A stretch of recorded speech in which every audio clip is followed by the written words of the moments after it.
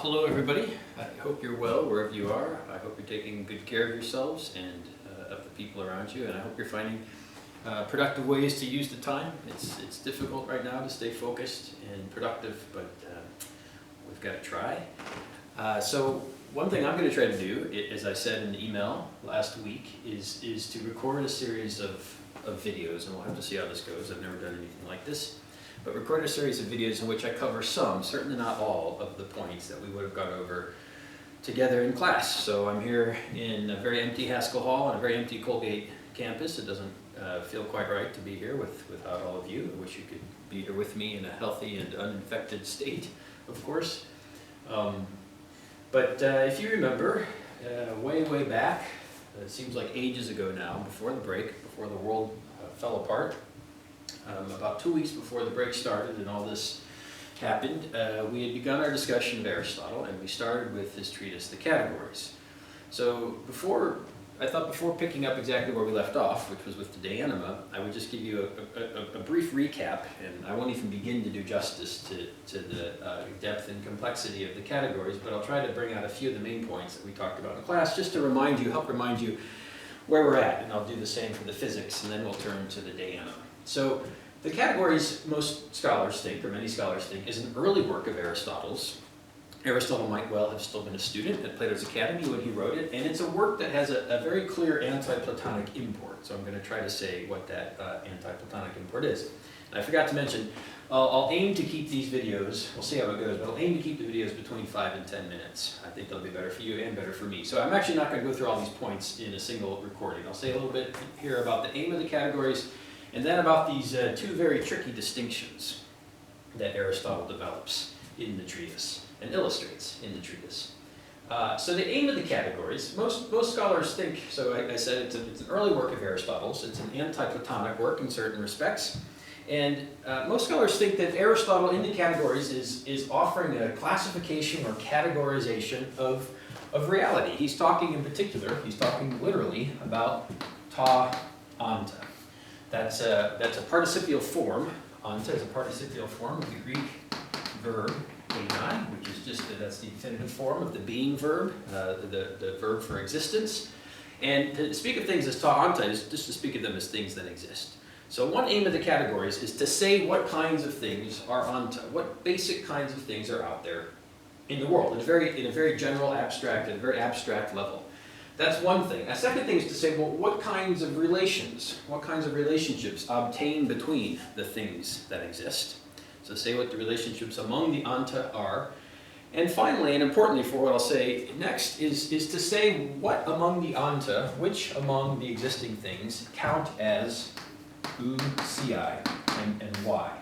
So ousiai, this is also a participial form, a different participial form of the Greek verb einai, to exist. And this one is tricky to translate. So this is the plural. Ousia would be the singular. And ousia is often translated as substance, which comes from the Latin term to stand under something else. But it's sometimes also translated as essence. And it really has both of those valences. And some of them come out more in some contexts. One of them, substance, comes out more in some contexts, essence in others. So what is it to be an ousia? Well, this is a kind of honorific term. You gotta meet some qualifications to count as an ousia. You gotta satisfy some criteria. It's a technical term in a lot of ancient Greek philosophy, running from Plato all the way through the Hellenistic period, the late ancient period. And to be an ousia is to be fundamental or basic in some sense. And so one of the questions that Aristotle is raising in the categories is what among the existing things are fundamental? What do we need to understand in order to understand the anta, to understand the structure of reality? Now he arrives at answers to those questions via these two tricky, mind-numbing, you might say, distinctions, which they're easy to get tangled up. So I'll try to go through them briefly, and then we'll talk about their significance for Aristotle's classification. So one thing to note is that these are two different distinctions. So we want to keep these distinctions distinct, as it were. It's an easy mistake to make to think of said of as the contrast term for present in, and that's actually not the case. It's not rather that something is either said of or it's present in. It's rather the case that an entity can be said of or not said of something else, and an entity can be present in or not present in something else in a subject. So what does that mean? Well, there's some controversy and some discussion, a lot of discussion in the secondary literature about these distinctions, but many scholars agree or suppose that the said of, not said of distinction marks something like the difference between, or it seems to mark something like the difference between universals and particulars.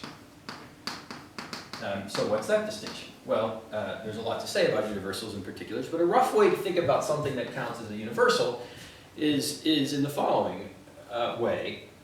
You can think of a universal as the kind of thing, or the sort of entity, that can exist in many different places at a single time. It can be instantiated, have many instances at a single time. So an obvious example is human, or human being. That's a universal. That's a quality that's instantiated in many billions of places at a single time.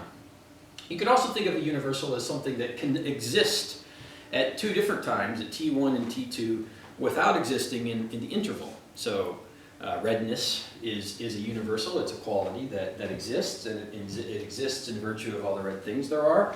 If those things go out of existence, redness, the universal, ceases to exist. But then, of course, when a red thing comes back into existence, the universal picks back up and resumes existing again, even though it didn't exist in the interval. And particulars are not like that. You can think about why that is. But universals are different from particular individual things like my coffee cup over there, or the table in front of me, or you or me. We're all instances of particulars. We're all things that are hylomorphic compounds in Aristotle's terms.